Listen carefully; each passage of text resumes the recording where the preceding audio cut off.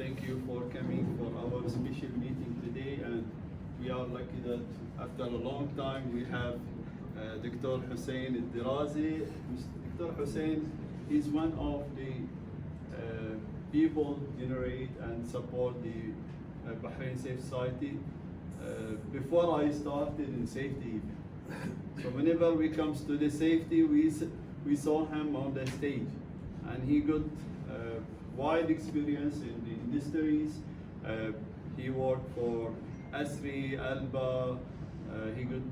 He's working at the moment in Park Upstream, and also he got a lot of experience in other hospital, and he got his own clinic.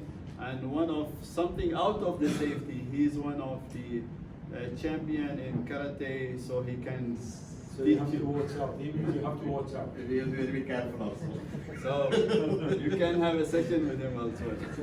So he is very active. He is very busy. So anyhow, please welcome with me Mr. Hussain, and he can just introduce himself more. Thank you very much.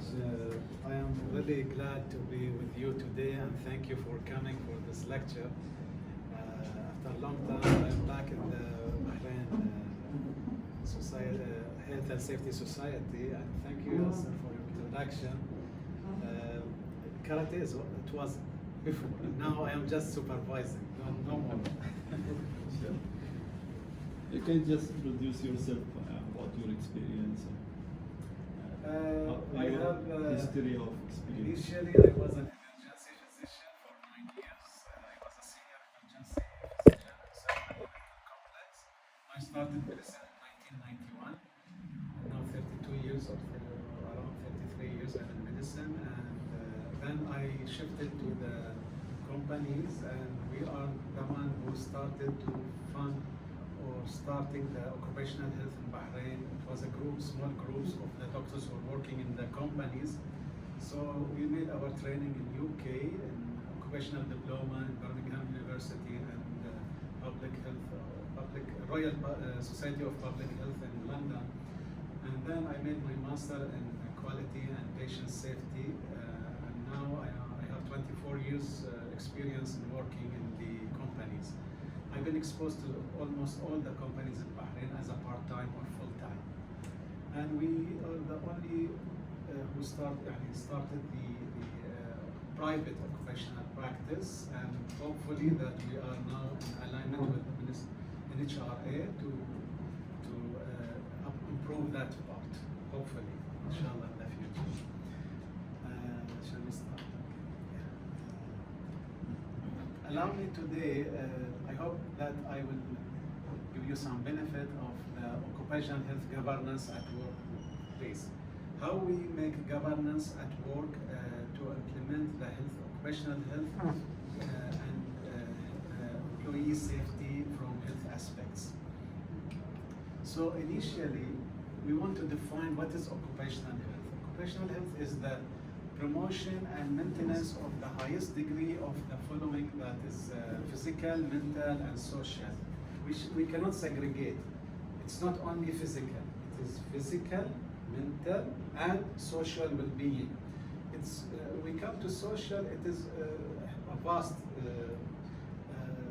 criteria, because it could be internally, like psychosocial at work, or with your managers and supervisor or your colleagues, or at home. So we don't want the work affect you when you are going to your society and represent yourself in negative aspect because of the stress at work. So we have to look after all, physical, mental, social well-being, preventing measures, and we have to take preventing measures to reach to the optimal health of all workforce, establishing and maintaining a safe and healthy working environment, and controlling hazard and risk. In Birmingham, there was a, God bless his soul, a great professor. He told me, Hussain, if you want to know what is occupational health, you have to understand these two words, hazard and risk. If it is in conceptual awareness, it should be depth inside you to understand what is hazard then you can do everything related to occupational health based on the hazard, which can reflect negatively on human or workers. And what is the risk of that hazard? So can anybody tell me what is the definition of hazard? Everybody knows what is hazard, but how we define it? What is the definition of hazard? Has a potential to harm others. Yes. What is it again? The potential to harm. Yeah. The cause You of missed harm. something. It is good. Any substance, anything with potential to cause harm. Okay? Now what is the risk? How we define risk? The probability of something bad happens? Yes. As a consequence of the hazard. Yes, but to make the definition, the ability of that harm to be released. We have a harm, which we call hazard. To get that harm released to reach to the human, it is the risk. Now, once we understand these in depth in practice, especially in medicine, then because it is quality management, but we have to know all the science of medicine, inclusive also for nurses and for doctors. Now, what is clinical governance? It is accountable framework to continually improving the quality of healthcare services, safeguarding high standard of care, creating sustainable excellence performance of clinical care. Okay, يعني we have to establish an environment with excellent care performance. Okay, so we have to choose a framework. That framework should serve our target. It will come in the coming how to build up that framework. Now the NHS, the National Health Service in UK, when it was established in 1948, they assumed that investing in infrastructure and staff skills only, which is the structure, it will be improve the quality of healthcare. And once your doctor is highly expert, nurses is good, then the healthcare will be good. Okay, but there was a contrast between structure and process, which reflect negatively on the performance. They found it's not only the structure. Okay. When we say the structure, it is not only building, it's not only equipment, it's not only your technology or material. It is human also. It is a comprehensive. Okay. So they emphasize on understanding the interlink between structure and process and the outcome. Now we have structure, process, and outcome. Okay. Now in 1970s, by continuously analyzing the structure, process, outcome, which was an initiative to create clarity of accountability to implement the clinical governance program, like the NHS Clinical Governance Support Team. So they established a team to analyze where is the deficit. Okay. So by 1990s, they start to improve, in which they have to depend on efficiency of resources utilization, evidence-based best practice, and benchmarking. Create management, performance, and staff personnel accountability toward quality improvement. What is benchmarking? To achieve the target. Yes, but how? By comparing. Yeah, comparing. So comparing with what they have and what are Now, you either getting. you have to compare with your neighborhood internally, what is other companies are doing, what is other occupational physicians are doing, where they reach, okay? Or by the company itself, huge companies, what is their system, how they made a framework to govern the occupational health, to make a system for the occupational health. Maybe governance is a term, it is a system, okay? So then you can compare with your neighborhood countries, like what happened in Kingdom of Saudi Arabia and Emirates, and then you can do benchmarking according to UK or USA and so on. So maybe you can start gradually, but it's better to start from others where they reach and build on from there. Okay? What is the objective of clinical governance? Is to comprehensive competent system approach through continuous quality improvement. We have to be always improving. We should not stop the improvement continuously. Okay? Create balance, efficiency, and effective. What is the difference between efficient and effective? This guy is efficient and this guy is effective. What is the difference? What is the difference between efficiency? Details. Huh? Efficiency is related to details. Yes, it is. But make it more clear. Maybe effectiveness go to the practical ones.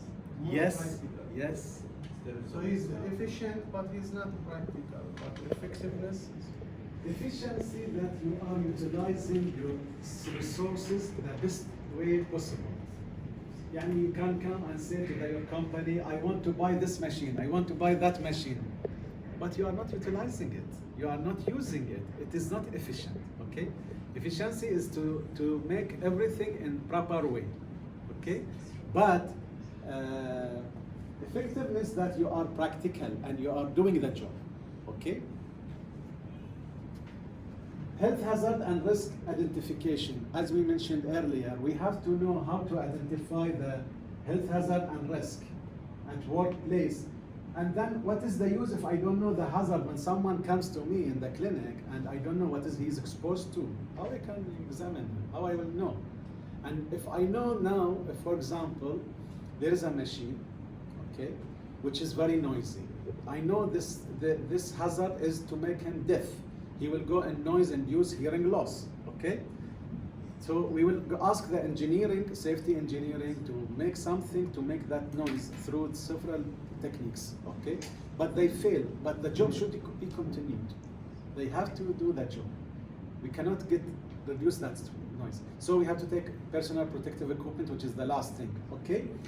Now, I have to know what is the risk. Although there is noise, how I limit this risk, how I reduce this risk to make him working until the age of 60 with normal hearing, okay? So this is how we are thinking about the risk identification, and then we can create risk management system, okay? Health risk management system. Providing health risk assessment, prevent work-related and work-aggravated disease. What is work-related and what is work-aggravated?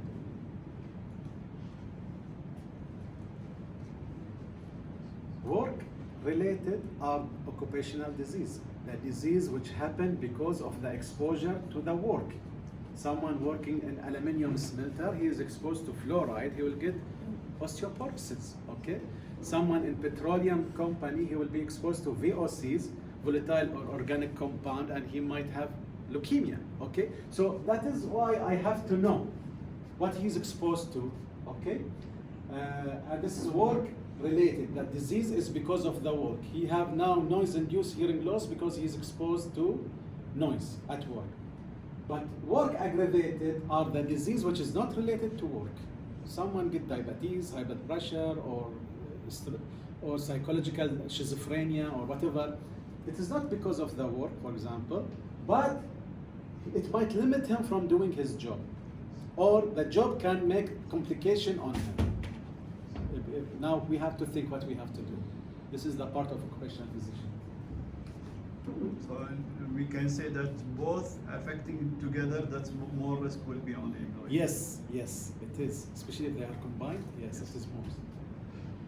Support care givers commitments and to improve their clinical information, education, and skills by keeping updating knowledge and improve clinical performance. This is a tricky one. Okay. Yes, we would like that we embedded in the care giver, the healthcare provider, to update themselves in knowledge. But if I ask someone to work 12 hours or 8 hours, then on regular basis, there's no break, and I'm not giving him time for training, or I'm not sending him for training, then it will not, we have to be adjustable, we have to have the balance. assure strategic effectiveness to create occupational health, multidisciplinary cohesiveness, and collaborative teamwork to support the patient and the organization. We are not working alone. Okay? Even if we are clinical or health provider, we are not alone. We need the HR management, we need the account, we need the legal department, we need everybody who's working, even the management. If we are deciding to make something new or changing our policy, then the management should approve it also, okay? So we have to interlink that. We have to do the multidisciplinary cohesiveness. We have to make them together, all unite together, and we have to update them. So when I set a plan, they have to know what is there, how we are dealing with our patient, the company patient, okay? Create quality tools to measure the professional and patient perspective to the value of healthcare outcome. Here, the healthcare outcome is the patient. Now, we have two types of outcome. We have outcome which is related to the industry itself.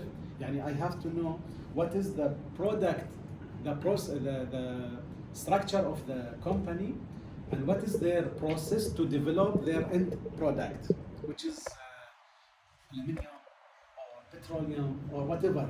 But in health, the product is your patient, how he is satisfied. Is he cured? Is he happy with the result or not? The outcome is very important, okay? Embedding ownership, quality, performance environment. Yani we have to build in the feeling that it is not someone else's job, it is my job, okay? Especially in safety, you know, if someone, you ask him to put the earplug in his ear, he will put it just to please his supervisor. He don't know why he is keeping it and how it is protecting him from being exposed to noise. So it should be inside from him. Okay, we have to teach them or educate them that this is for you. It is your health. Okay, don't wait for your supervisor to tell you this is bad or wrong. Don't wait for the doctor to tell you you have to do this and that. You have to build up from your own. So we try to do it. We are educating for that. Okay, we are trying to make that environment. The problem here is people are not delivering the message why they are gonna use it. Why the company put that rule? People just say by force. If you don't wear it, you will be out. You will be fired. You will be absent. Yeah, yes. But they have to understand why they are using it. What's the behind that BBE or engineering control? This is very important. Yes. You know, in audit, we have mentioned it earlier. To know that you are in the right track or not, you cannot judge by yourself. You have to have an auditor. Okay. Now, my first exposure, I think 2001, 23 years ago, OSHA audit, and the auditor asked me, and he saw a nurse sitting and said, "Do this nurse know what is his job description?" I said, "Yes." He said, "Prove it. Prove it for me." So how I can prove it? It was a shock for me. And I told him he signed the paper. It said, "Are you revising it with him? Did you sit with him? Did you sign with him?" So many questions, because it is not only paper to sign. He should understand. He should know why he is doing that. Even in the induction course for safety, most of the company, huge company or big company in Bahrain, they do inductions course of safety. We always ask them to include health, to explain to them why they are supposed to do and what is the risk will happen if they don't do that. Okay, proper clinical governance framework to encompass the organization management. Also, the framework should include the management. We should also communicate with them. Healthcare provider leadership, mutual interest policy for better preventive healthcare. Considering patient and public respective input. This is the outcome. And we have to consider patient as a partner. And then this will reflect on our image in public. If patient complain and he's not satisfied, especially in Bahrain, word of mouth is the biggest thing. If someone say, I went for a clinic and then he went and he said, don't go to this doctor, he's not good. So the patient satisfaction is with respect, we have to consider it as an outcome. I like seven pillar, and it was in my thesis for the master. The 7-pillar framework will improve the following: leadership, effectiveness. 7 pillar is the framework. You need a framework to look after your performance in delivering the healthcare. Okay, and you should have a system. You cannot just do like that and without a system. Transparency and incident reporting and improve the risk management. Now in HRA they have a portal that you have to report incident. If someone complained and you didn't report it earlier, they will investigate. Usually reporting incident and malpractice or mistake in the clinical performance, it should be reported. Enhancing patient satisfaction with public trust for the accountability of the occupational health services. Clarity of rules and being equitable. يعني لازم نكون عادلين. We have to be equitable and things should be clear. It's not يعني transparent. Okay. This is the 7th pillar, which is a graph of it.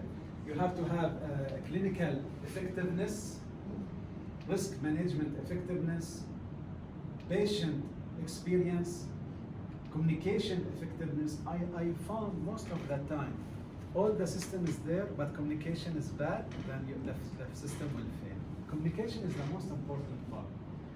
Resource effectiveness. Yani for example, you have one nurse in the clinic, and you are saying, I want to do 20 medical checkup today, periodic medical checkup, and each will need 30 minutes. How much time it will take for one nurse, and there's another patient are coming? So you have to be practical. If you don't have resources, then work according to your resources. Okay? Strategic effectiveness and learning effectiveness. You have to do training also. This should be encompassed or let's say in alignment with system awareness. Everybody should be aware about the system. And teamwork. You cannot work alone. You need a team. Okay. Communication, as we mentioned. Ownership, as we mentioned earlier. It is not someone's job. We have to do it ourselves, and we have to promote it. Leadership. Leadership is very important.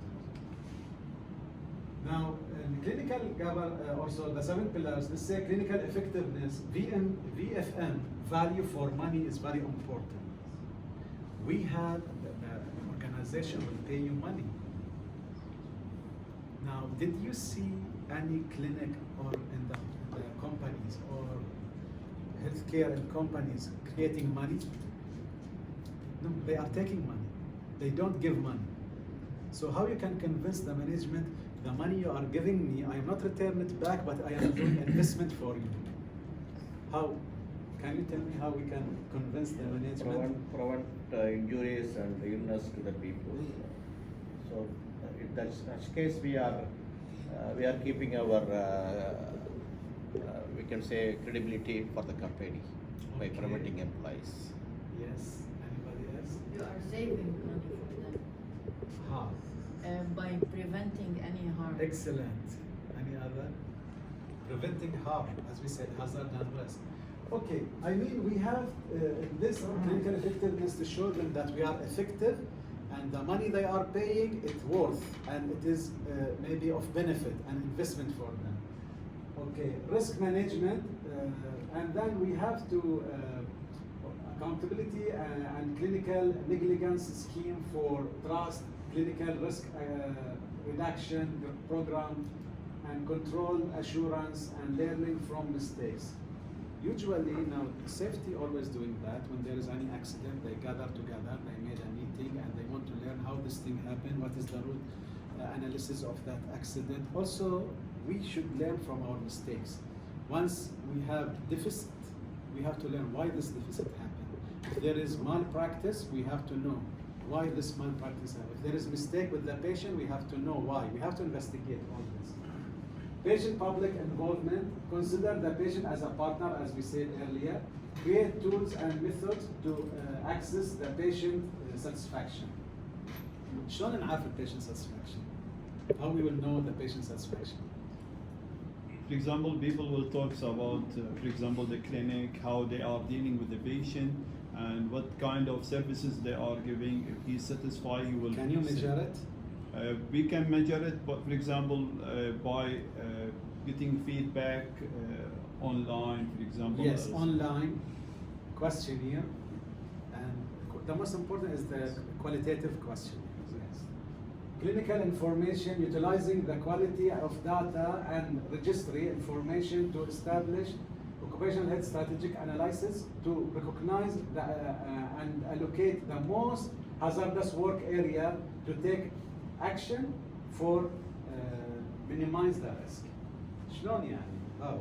Now, let's say we have 7 from 1,000 employee, we have 7 employee with occupational asthma.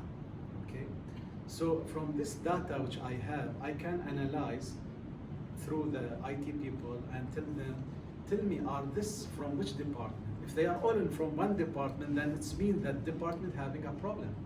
We have not to get, yani we have to prevent it and take action before others get infected also, get the problem. Yani, so many asthma patients, they go to the hospital and been treated. The doctor in hospital will not ask them what you are working. He will treat him as asthma. But in occupational medicine, we have to know what is the source of that problem. Okay? Staffing and staff management, professionals should familiarize themselves with the clinical governance standard and policy agenda. All the workers with healthcare, if we are setting this standard, they have to be aware about it, in which we are reviewing with them every 6 months the policy. Okay? Strategic effectiveness, assure systemic quality improvement process through conducting clinical audit. As we mentioned, audit will show us are we on the right track or not. We have to bring external, someone looking from outside the box. Okay? Education and training effectiveness, caregivers' commitments to improve their clinical information, education, and skills by keeping updating knowledge to improve clinical performance index.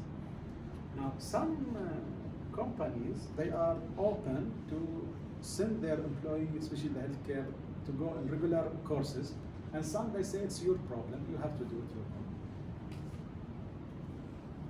Sorry, today I got allergic reaction, allergic rhinitis, so sorry for that. Now, what is the occupational health aim? What is the objective of occupational health? What is the aim of occupational health? Eliminate work-related and work-aggravated illnesses, and which we explained already, and reduce absenteeism. You know what is absenteeism. So what is presenteeism? Being available. People missing from And work. people not planning- present at work in a certain time frame. People planning that will be sick after 2 days, for example. Present. Available. He is available. He is available doing nothing. Okay? He is coming before people, he is going after people, but all the day he is drinking tea in this office, he is talking with that, and he is spoiling the others also. I have seen this a lot. Okay? Especially people which is labeled lighted duty, they will take it granted for life. He is lighted duty.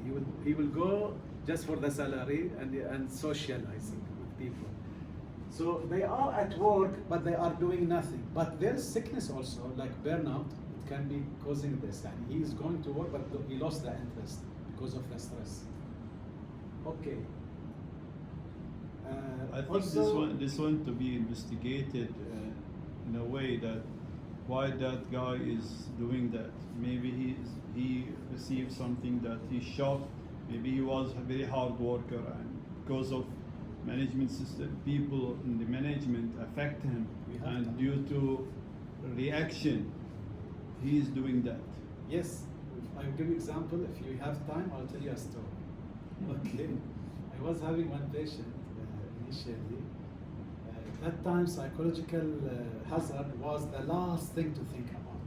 Okay. now it is the trend nowadays. Okay, so he came after when I check his start to get sick leave. When I check his file for 20 years, he never had sick leave. Rarely, if he have sick leave, he will take annual leave. He will not bring sick leave. What happened now? Why he is coming with sick leave? So he started telling me I have some problem, which I referred him to urologist. The urologist 1 time, 2 times, 3 times, 4 times.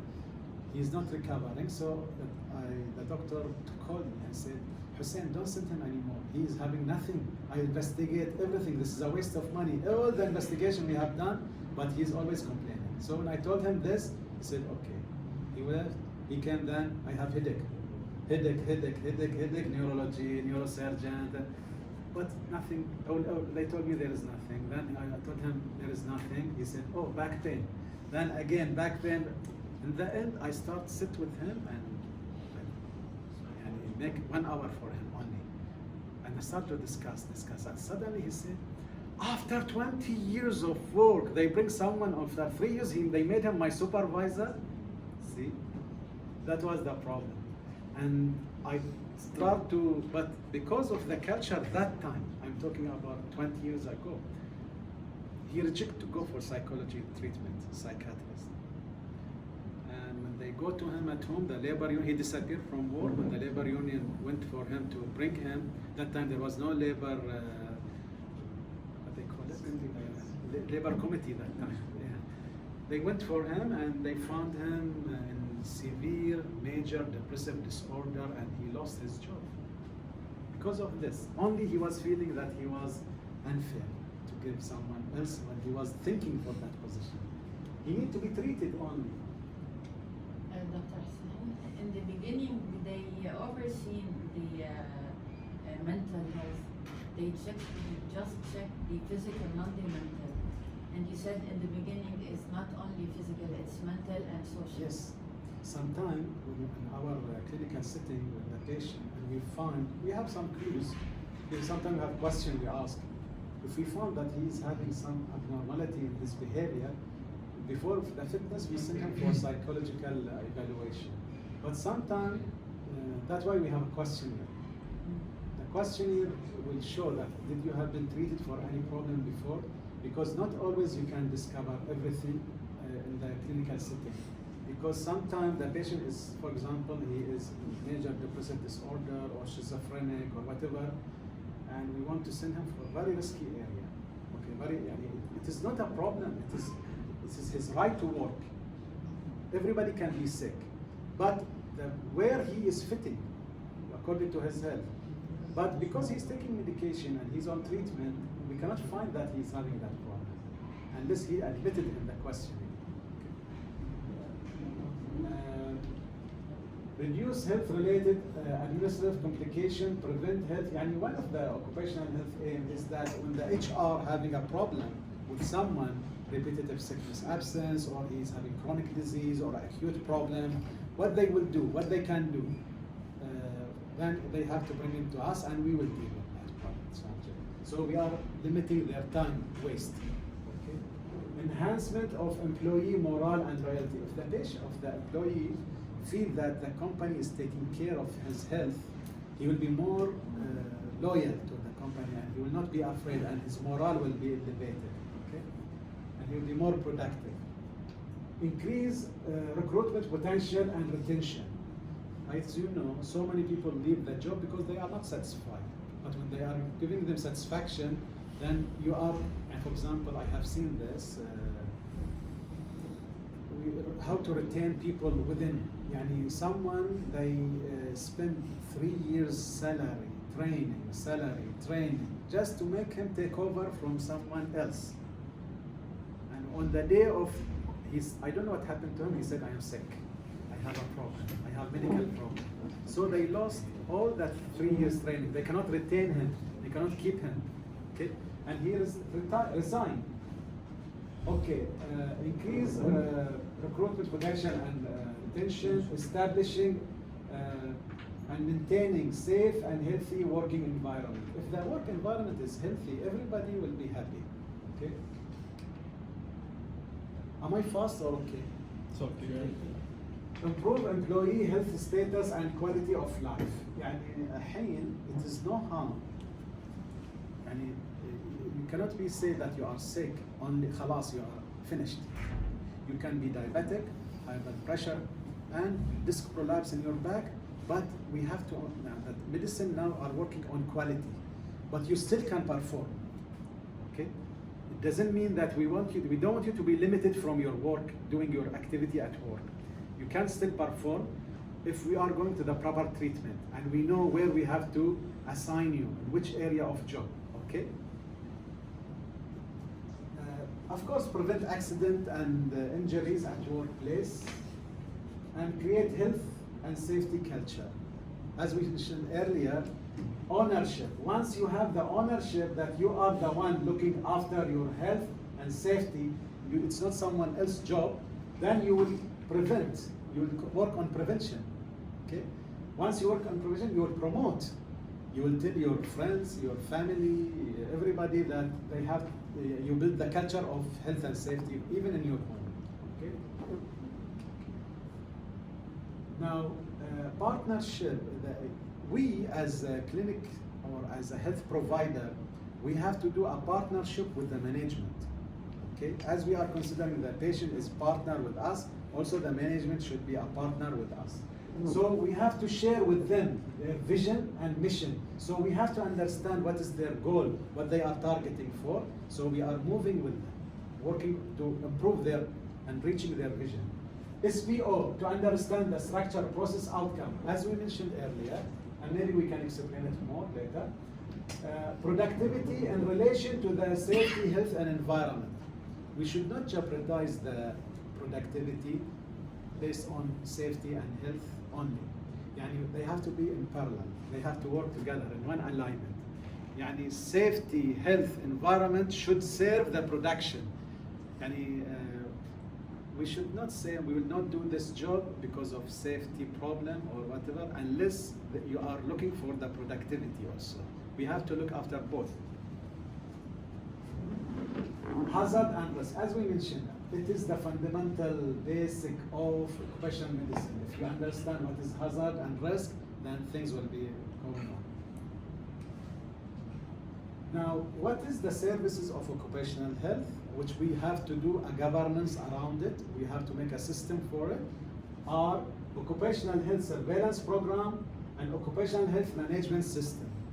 Surveillance program, it is close monitoring, usually one-to-one, okay, and doctor to employee, like the medical checkup, okay? But management system is a whole. You are managing all the company or the organization from health aspects, okay?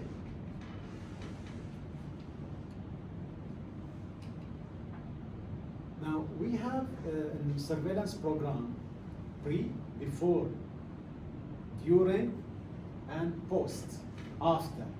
Now, the one who is coming to you is having different culture, and before starting, we have to understand what is his culture, his psychosocial, social, health, physical, all these things. Then we have to, when he's exposed to the work, and what is the outcome. Here is also important before retirement. We call it latent disease.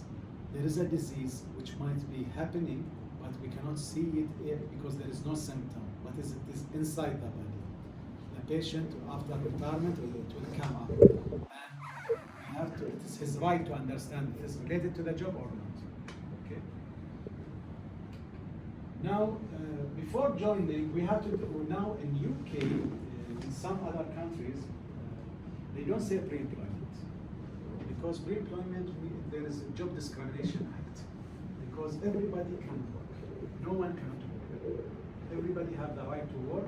You should say pre-placement, because you have to, when he's unfit, for example, you have to say unfit for this job. But he can work somewhere else. He can work in another job. Okay? So pre-placement we call it, because this is a pre-employment according to the nature of the job.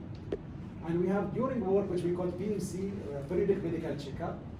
After and post exposure at work, that is maybe after, and we have to evaluate the fitness after long sick leave due to illness, surgery, accident, long sick leave, and retirement, and maybe will be the last stage. And if the patient coming back from his injury, and for example, he was 20 years when he joined the work as a crane operator, he had to climb 20 stories to reach the cabin of the crane. He was healthy. Now, after when he in the age of 50, he got heart attack or myocardial infarction. Now, after 2 months sick leave, and now he's back. Is he fit to go back to that work or not? This is an example, like accident, like other things. Okay, maybe home accident, maybe sport accident, maybe also work accident. Now, this is when he's coming back. It's our duty to say we will rehabilitate him. Some people they can come back to normal. We have rehabilitation, or we reallocate him, utilize his experience in somewhere else. Okay. If in the end there is no way else, then we don't let him lose his right. We send him for retirement based on medical ground, as he completed the age of 60 or complete all the years which he is supposed to work. Now in pre-placement, we have pre-employment medical checkup before joining the job. According to the nature of description, we are always thinking about the questionnaire. Questionnaire is very important. As we mentioned earlier, it is a legal document for things like we cannot evaluate during the exam. Like epilepsy, for example. Epilepsy is not something bad, it is a disease. But we should know where we have to keep him if he has that disease, or if he is fit for that job or not. So he has to admit that in the questionnaire. If something happened, then it is his responsibility because he did not admit it. But still, we are responsible, we have to know. Now, we have pre-placement medical checkup for job reallocation. Someone working in the company, and now there is an announcement, he is working in, let's say, operation, then suddenly there is an announcement, they want someone in security. He applied for that.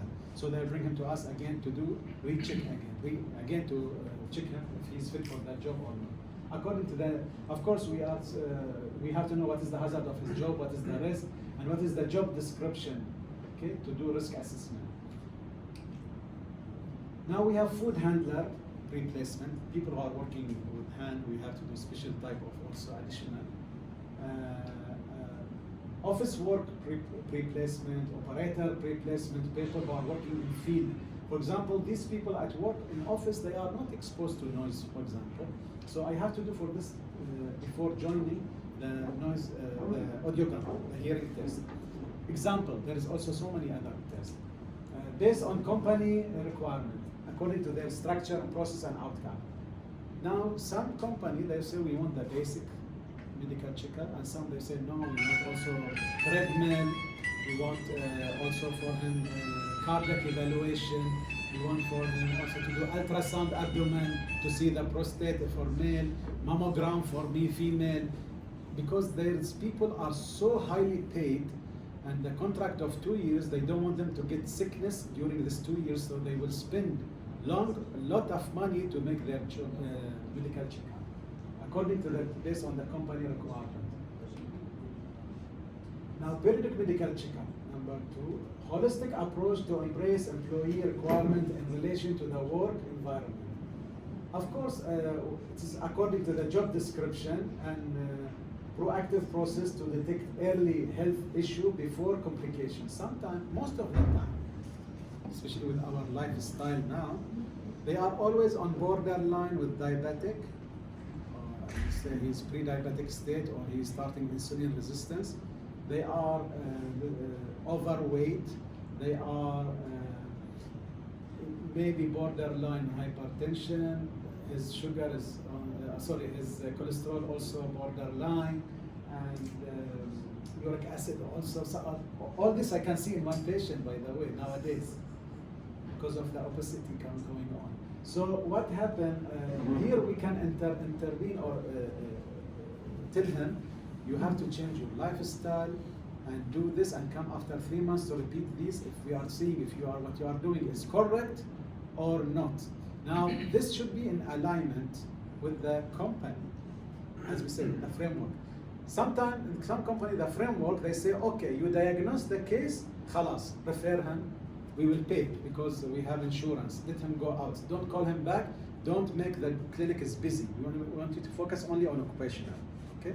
And sometimes they say, okay, you also do GP practice. You also treat him until he need a specialist. It depends.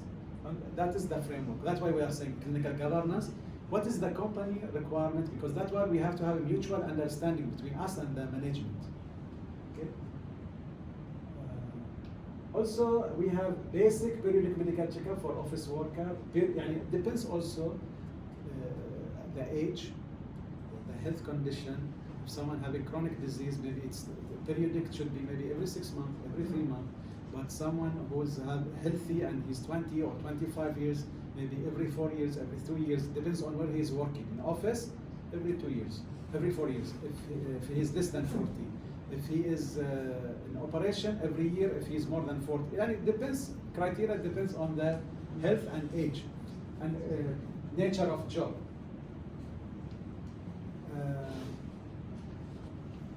Sometimes, let's say, for example, it happened to me once. I told them they pre-allocate one patient. They want to extend his contract. I told him unfit. They said, why? I said, excuse me. I didn't say it's not your job. I said, excuse me. This is confidential. It is the patient issues. But for me, as a doctor, I'm telling you, he's unfit.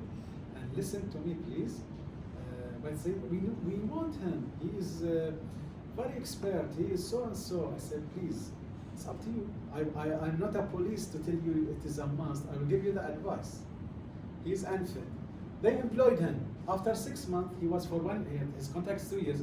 1.5 years, he is admitted in the hospital. For 1.5 years, he's in the hospital on treatment, on chemotherapy. And they spend all his salary. They gave him all the salary and all the treatment and everything. And he was not productive because he's not there, okay? So sometimes patient confidentiality is very important. That's why we are now creating something new to make over the confidentiality by signing a concept. We will come to that. And we have also executive periodic medical checkup. As we mentioned earlier, we can do additional things and the company is ready to pay for that.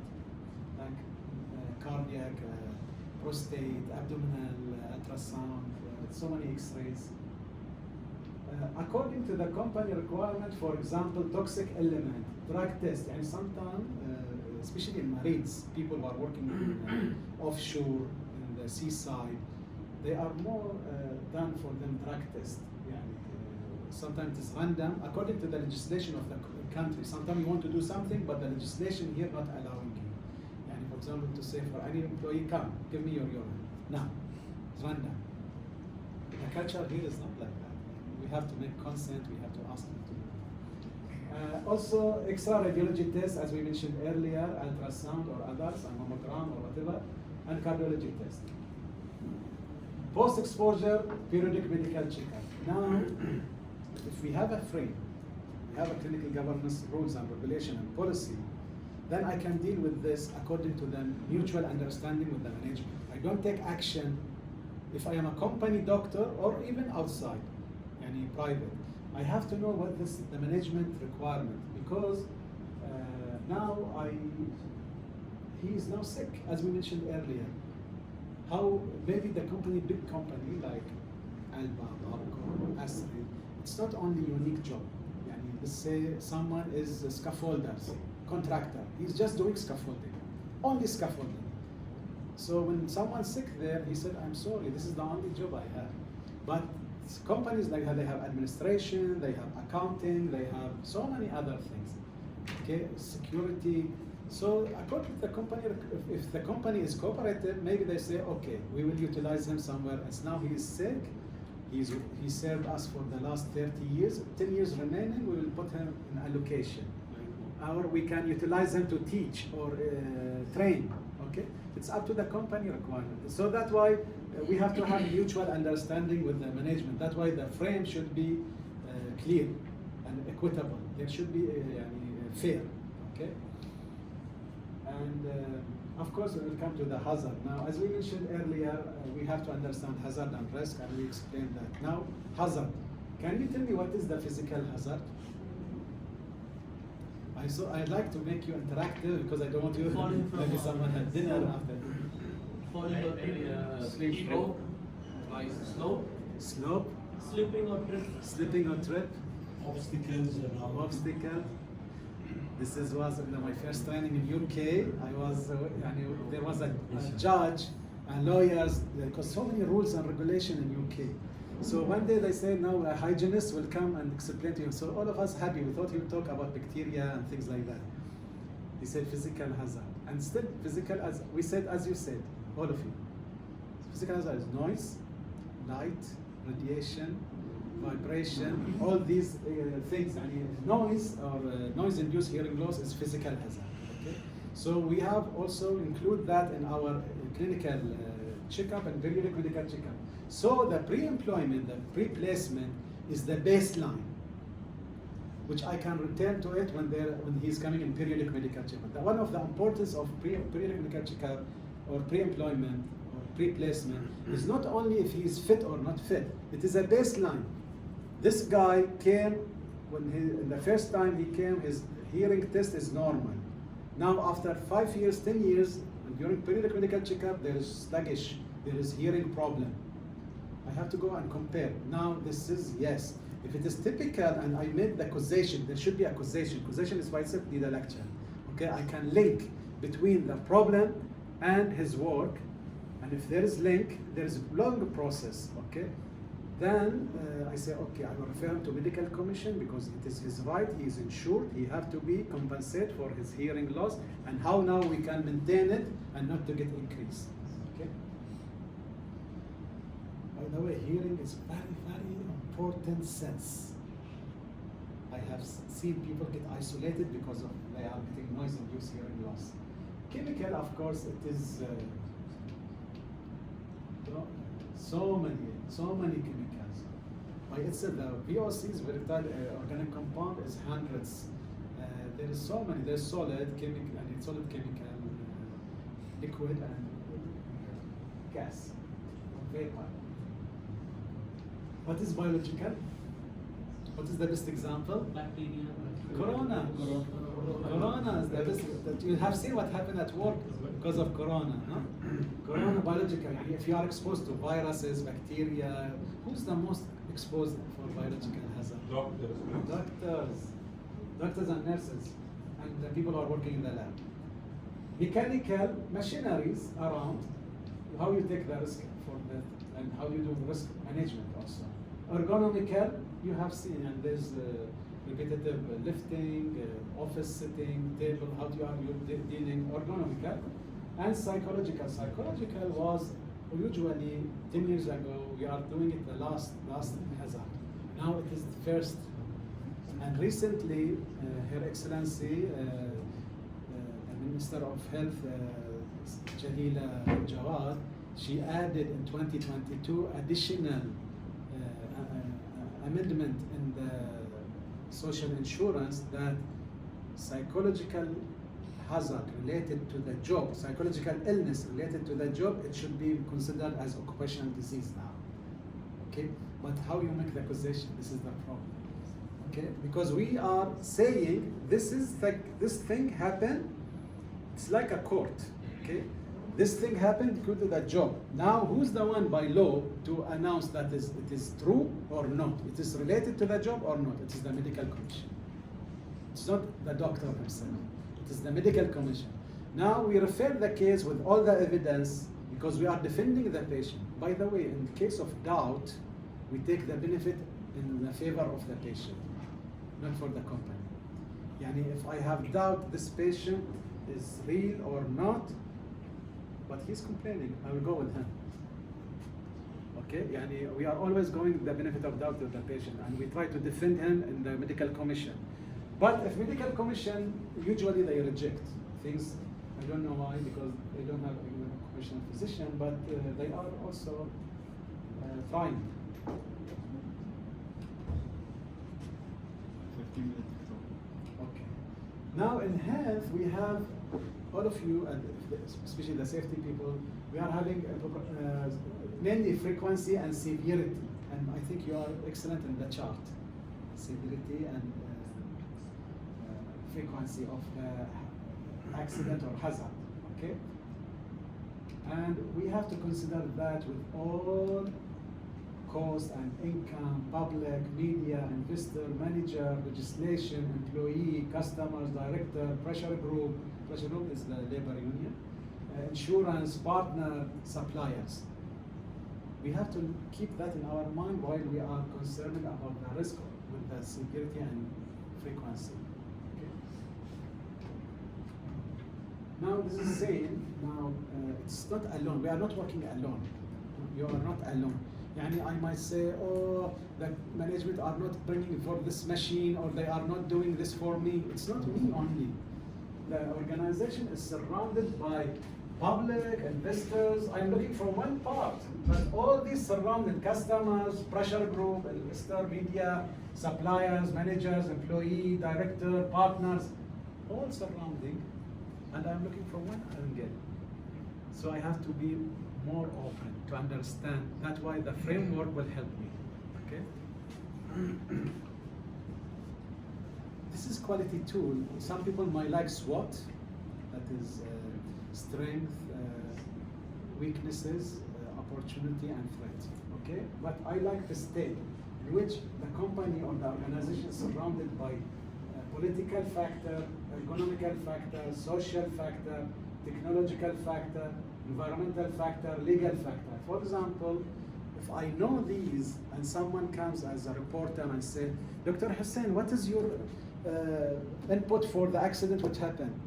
I have to know. So, sorry, I am a doctor here. There is a public relation, go and ask them. Because the political factor is very important, okay?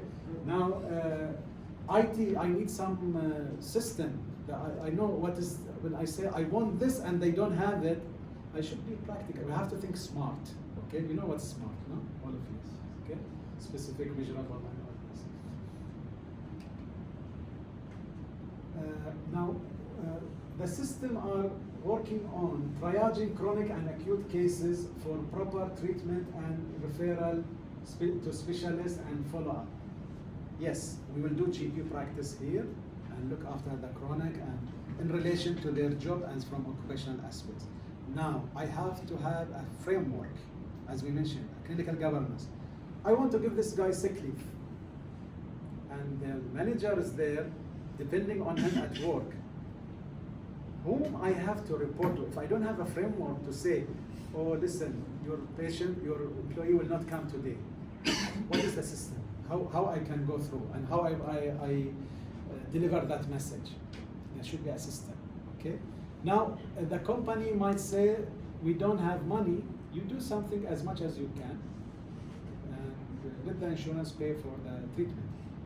Or they might say, refer him to we have an agreement with this hospital, according to the policy what they have. Okay, don't waste time, send him to the hospital, let them treat him, and update us what happened, when he will be back, for how long he will be in sick leave. So how I report all these, there is a system for that, should be. This is part of the clinical governance, okay? Reviewing and issuing medical report considering the risk in relation to the production, evaluating early retirement under medical grant through medical commission and social insurance. Yani, when we want to take someone for medical, and what part of the framework that I have to know the regulation and rules of medical commission, social insurance, how I refer the case to them, what they need to give them, how many reports they want, what they need from us to prove. All this should be part of the system, of the clinical governance system. Evaluating the mutual release of medical grant. And for example, if the company having a mutual release, and they say sometimes, some companies they say, okay, let him go for retirement and we'll pay him one salary for each year he works, or half salary. Maybe they do have, maybe they don't have. So if they do have, we can support them in that. Health education, to embedding the health awareness, okay, through perceptual and conceptual awareness. As we said, it should be my problem. It is my health. It is not someone else. So we have to keep on educating that. And this is the cycle for that. We will go faster. Also GP practice, we have to be efficient, economic and effective. We have to consider value for money. Someone having a problem with his hand, which is not that serious, and he is doing only a right-hand job. He's a telephone operator, for example. So why I have to give him sick leave? But, so I have to say, because if we send someone in sick leave, you are asking the company to pay 2.5 salary per day. Because he is sick and he is getting sick leave payment, his right. It is his right to go on sick leave if he is deserved it. Of course it's his right. And they will bring someone overtime instead of him. They will pay him another salary, which is 1.5 payment, maybe 2. So that is cost. We have to think about that. What is the value for money? But it should be, if the patient is in need, we have to. Okay? What is but we have to GB, evaluate. GB, short form? KPI, Key Performance Index. In relation to the performance, we have to think how many sick leave we have also. How many, is this performance guy is performing, and for example, he is not absent for a long time, he is not having sick leaves, then we have to always believe the patient, okay? Sometimes they ask us to come, and they have a problem in somewhere, like noise-induced hearing loss. Always this department, they have noise-induced hearing loss cases. They will ask us to come for a specific area, walk through survey, and detect the hazard and risk, and we build risk management, okay, health risk management. We use usually, this is also a tool, I like the 7 pillar, but also this is PDA, PDCA, plan, do, check, act. So we have to do it. Make a plan after you identify the hazard, do it, check it, is it effective or not? Then if it is there, then activate it. Then again, do plan, and make new changes in the plan, and keep on. Always the circle should be there. Continuous health risk assessment and quality assurance. Nowadays, quality is in everything, especially the health. Now, even the HRA, they come for inspection. They want to see your policy, your quality management, all that. Create comprehensive occupational health management system. Yani the company will come and ask you, we want you to take care of all our company health related issues. Okay, comprehensive. Okay. Here we have also, as we mentioned, a partnership. We have to know what is their vision and mission and efficiency and effectiveness. This is a tool for structure. We have said structure, process, outcome. Part of the structure, this tool called fishbone analysis, in which I know how many people are there, what is their IT, what is their equipment, what is their building, what is their finance, transport, training, communication. This all I should be aware about it. Also, there are so many articles. We can also create and supervise satellite unit for health unit or health unit. Yani sometimes companies who are huge and they have so many allocations, like in petroleum, okay, so many digging area. So sometimes they want to create a unit, health unit in somewhere which it can serve several areas and some another. Then we can do that also and serve them. It doesn't need a doctor, only nurses to be there to look after the cases. And there is a main one where there is ambulance which can reach and come at any time. But there is a Ministry of Labor, they have a rules and regulation about that. Disaster plan, we have to set a disaster plan. And I think in 2001, when I started with ASRI 2000, I created the first inter-companies disaster plan. I brought people from Saudi Arabia, from BDF, from everywhere, and we conducted, there's a fire on a ship. And everybody was calling, what happened in ASRI? Create medical case committee. This is now, what I said earlier, we sometimes, to be fair, equitable, as we mentioned, we ask me as a doctor, or the doctor, and some senior nurse, the occupational hygienist, or the HSE, the Health and Safety Executive or manager, the manager of the worker, the HR of the work. We sit all together and we ask them to sign on confidential consent that whatever happened here it will not go out. Usually I don't announce what is the diagnosis. I just say he can do this and he cannot do that. Okay? Sometimes some clue about the diagnosis we say. So in this committee we decide again to rehabilitate, keep him on restricted duty for a while, but it should be limited, not lifelong. Okay? Or we can say reallocate, we shift him to another job and still he's in the company, or send him for early retirement based on medical marijuana. Okay? But there is condition for each, and each one have different criteria. That is in the system. If we have the system, it should be in the framework. Of course, Ministry of Labor, they have so many rules since 1976 regarding health, and in 2012, they include the employer as responsible for in case of periodic medical checkup. It happened to me several times. Maybe it will come here in our slides. The prosecution and Ministry of Labor, investigator, and police, and ما أعرف شو يسمون مسرح الجريمة بالإنجليش. Crime scene, okay. They are all on my head, and the patient who are injured and the people who saw the injury are in psychological trauma, and I have to look after them, and all this are on an investigator. And Ministry of Labor guy, he was asking, I want to see the file. I rejected. I said this is confidential. I will not give you. Then he called the police, and the police called the HR, and HR told me, okay, let him see. I said, okay, I'll let him see, but it should be in my hand. He can see it in my hand. I will not give it to him. So he found that there is noise-inducing neglect for that guy. He said, what you have done for this, maybe his accident because he was not hearing. Okay, so it is very important to have documentation, record and file recording, and file keeping is very important.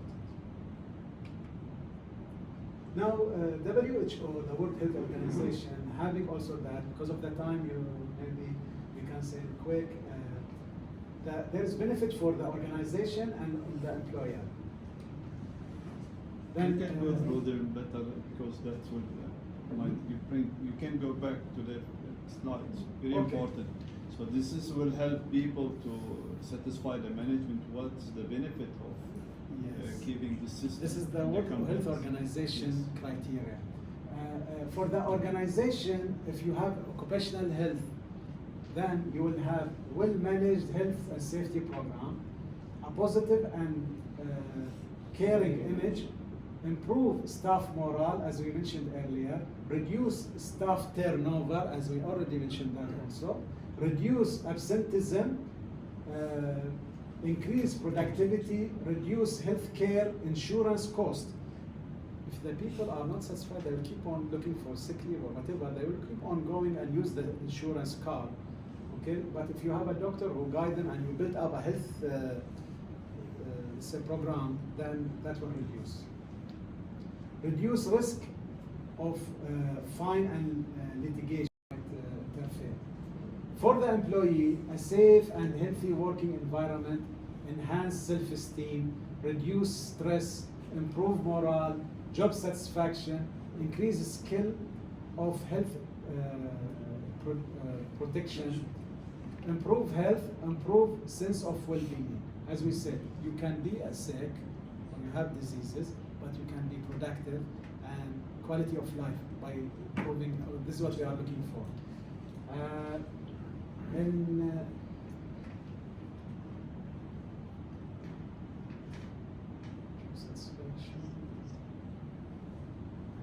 Sometimes a question, Doctor, here: how the employee will go back to his history after his retirement? For example, he retired from X company. How he can find his reports and all that might raise a case on against the company because he's Yeah, put I sick was an after expert for retirement. the court, by the way, for a case here. After his retirement, he went and complained again and raised a case against the company, and I was the expert for the company. Now, that is nowadays, if you have an IT system, خلاص, it is lifelong. But before, if you don't have, each file should be there for 30 years after retirement. You have to keep it. Record keeping is very important. So your question is What very if important. the company disregard that and dispose if all these? Then you can raise a case to the social insurance organization, which will refer him to a medical commission, and medical commission, if cannot solve it, then he can go for court and apply for that. Then it will be the company mistake if they have, even if it is not true, but they don't have the document, it will be in his favor. I suggested this long years ago to Ministry of Health, one of the conferences. So I told them why don't have one team site so employee can go whatever he got history or sickness, he can upload whatever he got, and that will be beneficial for the what we call government to know the condition of the person, and also the person can have a way to keep his document online, and only him and ministry can see that medical record. See now, NHRA is emphasizing that before you open a clinic or medical center, you should have an IT system for record keeping, and it should be blocked within 24 hours. Yani after you enter the information, you have 24 hours for amendment. If you don't, it will be blocked. So if any mistake happen and they come to investigate, they will look what happened there, what you have wrote in that file. For the employee, we used to keep, and especially before there was, nowadays it is banned from Bahrain since 1991, asbestos. Okay, before exposure of asbestos, if someone exposed to it today, mesothelioma, the cancer of pleura of the lung, will appear after 30 years. Okay, so that is why they said 30 years. This is the worst, longest period of disease. So 30 years to keep the file. Now, it depends if you are going to NIBOSH or OSHA. Most of them, they say it's not clear, but they say 30 years, 20 years, some of them, some 5 years. But with IT system now, if you have systemic data entry, it can be there for long.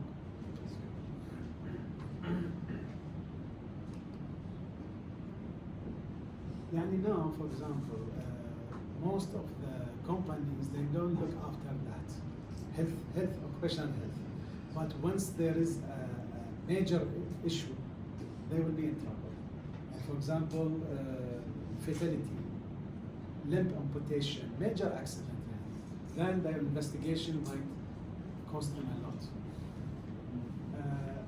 ILO, occupational safety and health, can contribute to improve the employability of worker through workplace redesign or design, maintenance of health and safety work environment, training and retraining, assessment of work demands, medical diagnosis, health screening, medical checkup, okay, and assessment of functional capacity.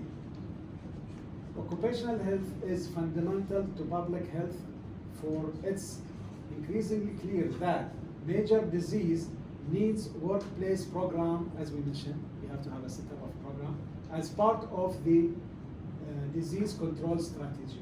If you don't have a plan or program, you cannot control. This is the issue. The European Network of Workplace Health Promotion, they are saying it is an effort between employers, employees, and society. It is cohesive job between all. All of them, they should emphasize on improving the occupational health or health at work. This vision of workplace health promotion places particular emphasis on improving the work organization and working environment, increasing workers' participation in shaping the working environment. As we said, it is me. Huh? They have to anticipate, they have to participate. Encouraging personal skills and professional development. Training is very important to improve the healthcare. Now, if we don't have occupational health and we don't have a governance plan or we don't work on it, what will happen? What is the negative impact? Okay?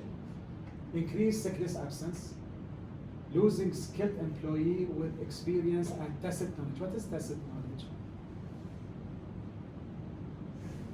قد رحتوا حق mechanic, did you went for a mechanic, car mechanic, and he will say, okay, ignited, and yeah, I know what's the problem. From the this is tacit knowledge. He cannot teach it. If you lose these people, you cannot replace them. Okay, and for example, a surgeon, he can teach so many doctors to be a surgeon, but his skill, the way he's unique, he is the only one who knows. He cannot, they can teach the basic, but he cannot give you the insight, the inner, the subconscious knowledge. Okay? Some people, they can do the job simply because they are very familiar with it. Some people, they need long time. So tacit knowledge, something embedding inside. There is knowledge, there is academic information, there is training, but some knowledge are built in. This is difficult to replace it. If you lose these people, you cannot replace them. So try to maintain them by health. Also, increase ill health reporting to social insurance organization, which may affect the organization health and safety records. Without occupational health program and control may be leading to jeopardize the, as we mentioned, your certification like OSHA and ISO. Increase insurance claim. Increase early retirement on medical ground, cannot retain skilled and expert workers. If the ill health employee uncontrolled, and for example under vertigo, nobody look at him, nobody treat him, he has psychological problem, or he's alcoholic, or he is using drug, okay? It will lead to increased work-related incident and negative impact on the organization, equipment, property damage, and human injury as accident, considering the major risk at work, especially if they are working at a risky area with potential hazard. The Safety and Health Department of Ministry of Labor, and as we mentioned, and prosecution and considering ill health is a potential risk during major work accident investigation. Ill health may be an irritable condition which may lead to lose concentration, insomnia, not insomnia, not sleeping, anxiety, and depression. Lose of worker interest of productivity, occupational burnout. Hence, that will lead to negative impact on psychosocial work relation or related issues, like not following supervisor instruction, non-creative in meetings, miscommunication, avoid knowledge, updating, and isolation.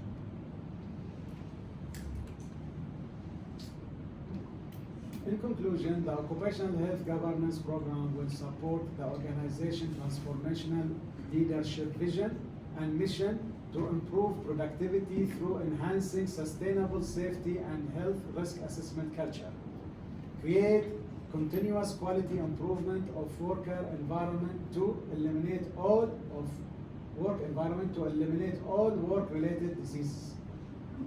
If we are not monitoring ourselves and we think that we are doing transformation, we are moving forward with the company, all of us. It's not someone, it's partial, part and part. All of us moving together forward to improve transformational leadership. Okay? So if there is remedy must be established, يعني vague, يعني مو صحيح, يعني شيء غير صحيح. We think that we are doing the right thing. So audit is very important here. If continuously if continuous, and we are thinking we are doing the right without auditing, and continuous will affect workers and organization on the long run. I think this is the end. If you have question and answer.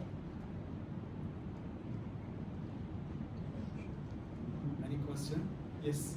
In how many companies, I mean, it was very expensive, but in how many companies this is implemented? Because I don't see in a lot of companies that they have the pre-test, they have even the test while the sequence testing and these things. So, As far to my knowledge, where I worked, Babco I didn't work, now I'm working as upstream.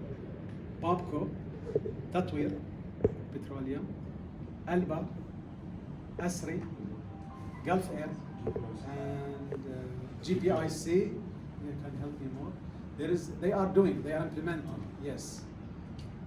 Even they have auditing, quality. That's why I was saying in 2001 in Asri, and now it's more advanced, there is an audit on us. There is internal and external. First, the internal will come to see if there is any gap. They will tell us to fix it before the external come, because it might jeopardize the certification. OSHA, earlier it was only about ISO earlier it was only about production. Then it became about production and environment. Then they involved production, environment, and human. Okay, so human input is very important in health. Any other question? Very good question. Any other? What about employees who get cancer or cancer after they get retired? First of all, do they know the risk before getting employed? And do they get compensated in case they get cancer and they need treatment as well? Yes.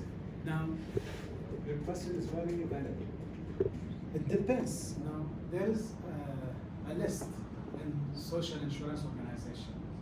These diseases considered under 63, 64 disease acceptable as direct as ill health due to the work, which is called occupational health. But if there is disease which is not in the list, you can go to the court and ask them. Cancer is one of the major issues in occupational health. People might develop cancer. There are so many chemicals which can lead to cancer. Okay, exposure to chemicals can lead to that.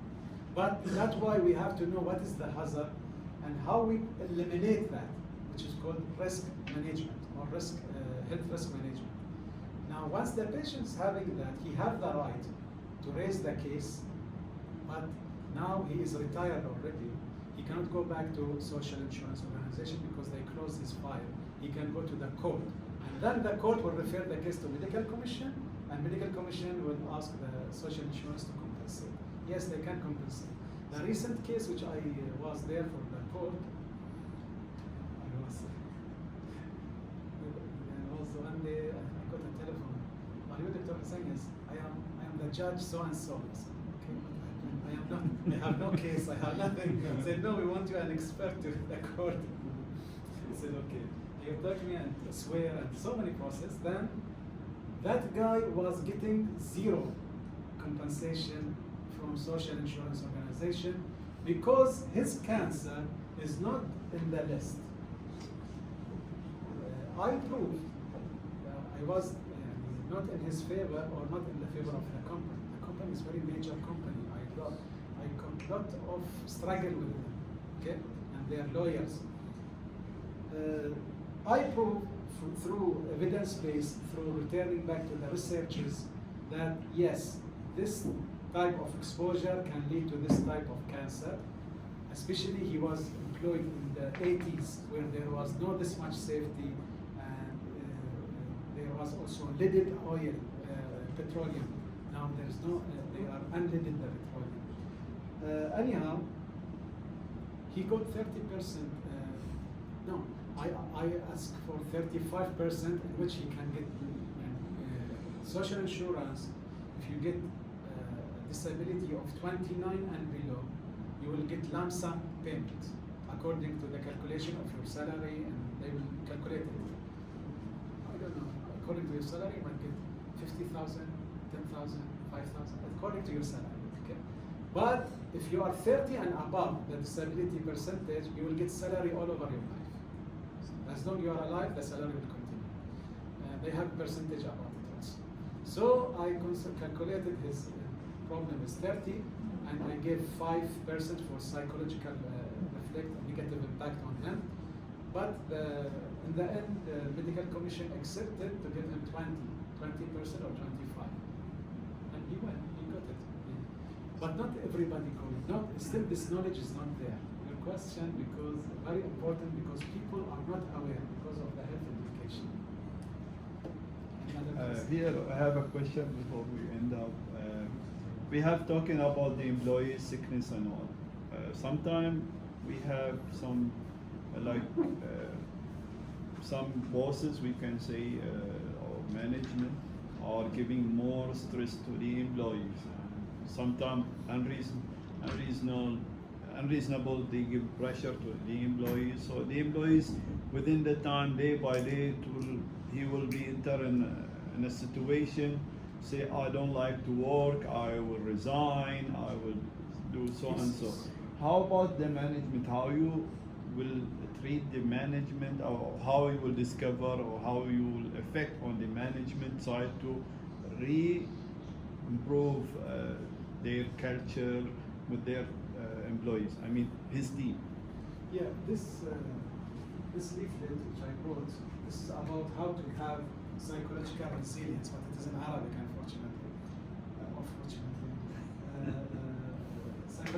How to build up your psychological resilience at workplace. It's like a part of leadership. Educational. If you have it in your framework to educate people and to consider the hazard, one of the hazards is psychological. You have to train the workers how to accept the challenge as opportunity for approval. Yes, to improve. But if you have a system, as we mentioned, you have a framework. For example, in some companies, there is, if I am part-time, there is someone responsible, allocated, I communicate with him directly, anytime. So if HR called me or anybody called me, I say sorry, throw him.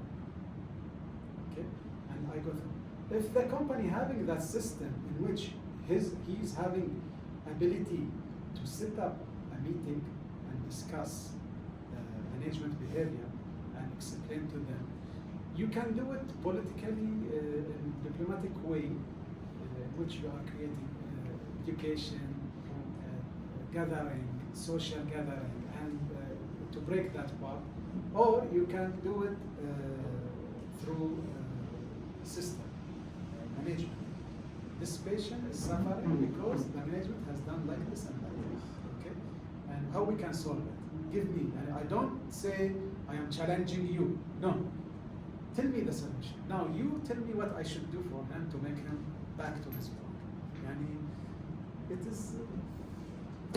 One of the story, I remember one of the worker run with pipe wrench behind his supervisor, and people holding him to, because of his giving. It was very hot, and the supervisor was shouting, and then the worker, because of the stress, he ran away with pipe wrench behind him to beat him. Imagine that is how much serious, really serious. It happens so many times, and sometimes patient comes to us and he said, if you return me back to work, I will beat my supervisor. I will beat him. So in this way, sometimes I give them 1 week sick leave. Tell them, come back to me after 1 week, we'll discuss. Don't go back unless I see you. Okay? Maybe he went in burnout, or he is in, there is type of depression. There is simple depression. If you cannot treat it from the beginning, it will go a major depressive disorder. A major depressive disorder is a killer. It is really will kill them. It happens so many times. And also the legal system for workplace illness compensation is, I believe, not favor to expatriate employees. Okay, the local employees, they can get the benefits of the legal system.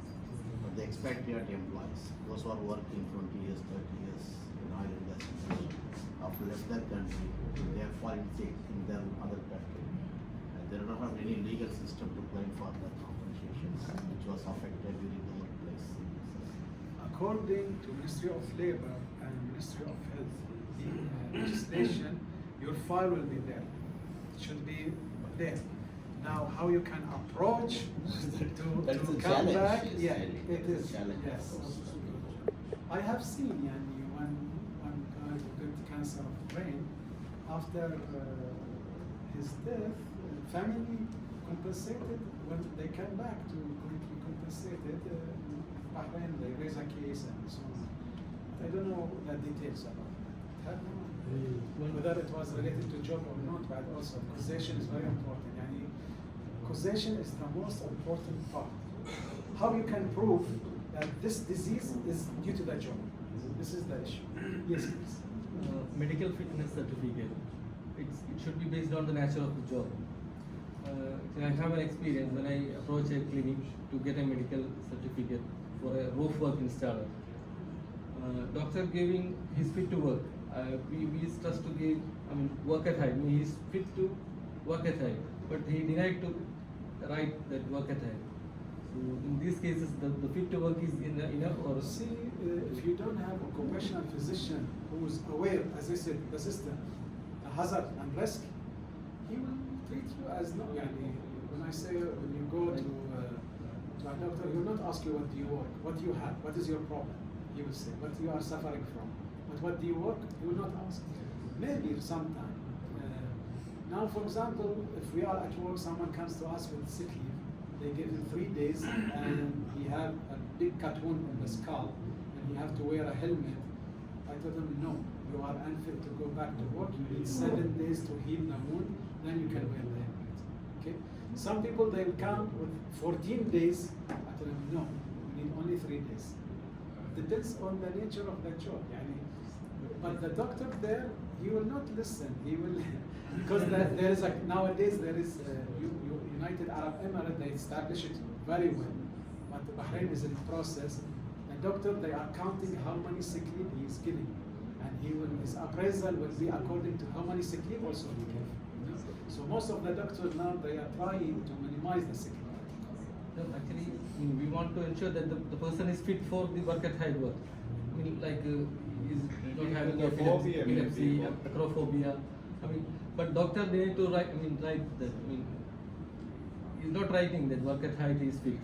He said that we'll write only work fit for work. Yes. Yes. Physically, he's fit, but We have phobia is there. fit. Yeah. We have limited fitness, and we have unfit. Okay. Now we say that now we don't go for limited fitness.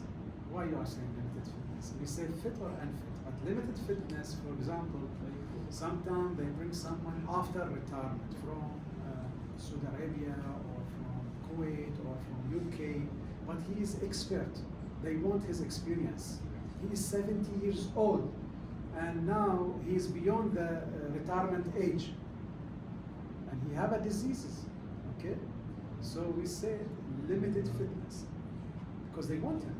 Okay, but we said he should not do this, he should not do that.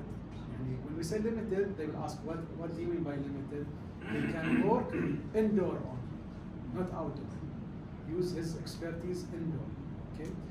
Or he is only allowed to work on the ground. He should not climb stairs. He should not go vertical ladders. He should not go in confined spaces. These things. But that's why if you are talking about normal general practice in comparison to the occupational general practice, completely different. One thing just to clear, sometimes the workers will come with sick leave, 15 days. So according to the company system, that means LTR. But there is one thing called secondary evaluation.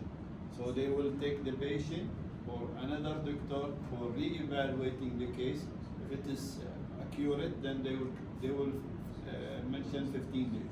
If it is not, it will be reduced to according to the case condition. Yeah, this might be another point I didn't mention here. That is, we as occupational physician, according to the framework, we are the one to, let's say, categorize the type of injury. Near miss, they don't come to us because a human is not injured, but the safety people are recording near miss. But whether it is first aid, is it a medical treatment case? He is fit for work, but he needs treatment. It's called medical treatment case. Or he is limited, it's restricted duty case, or he is unfit, and this is LTI. Now, most of the companies nowadays, for the purpose of marketing, they will say we have 2 million hours without LTI, and I am the one they are afraid of. When I say LTI, I break their record. You know? This is the so they will make a lot of meetings, and sometimes even the CEO will come to me and say, "Can we do this? Can we do that?" And just not to say, basically, unfit. It's happening most of the companies. I would like just to thank Mr. Dr. Hussain for his.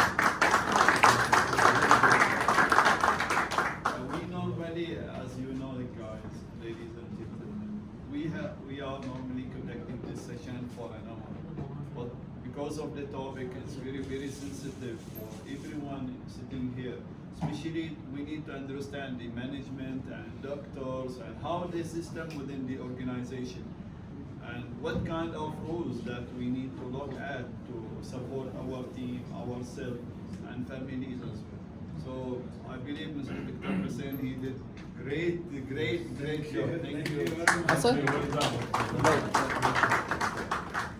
I'd like just please accept our Thank you very much. Okay, this is a small gift from Bahrain Safety Society as well.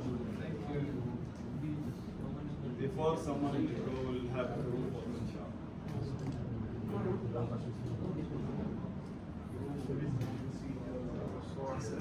هاي يطلع كام تعال قدام حياك يا نب خليل. هاي يطلع كام تعدل صوت طلع هاي كامل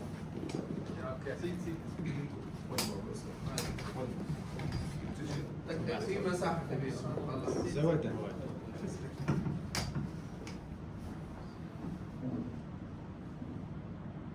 حياك يا نب خليل. خد كرسي وقليان.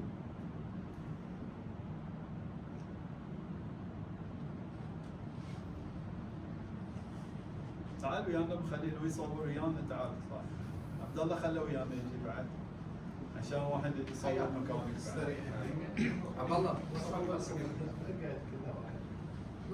اعطيته بصور تعال يبا تعال بس بعدين ما قاعد المرات ما قاعد المرات عليك تصور تعال حتصل لي ما قاعد بشوف بتصل لي لا تقعد نايم يعني بس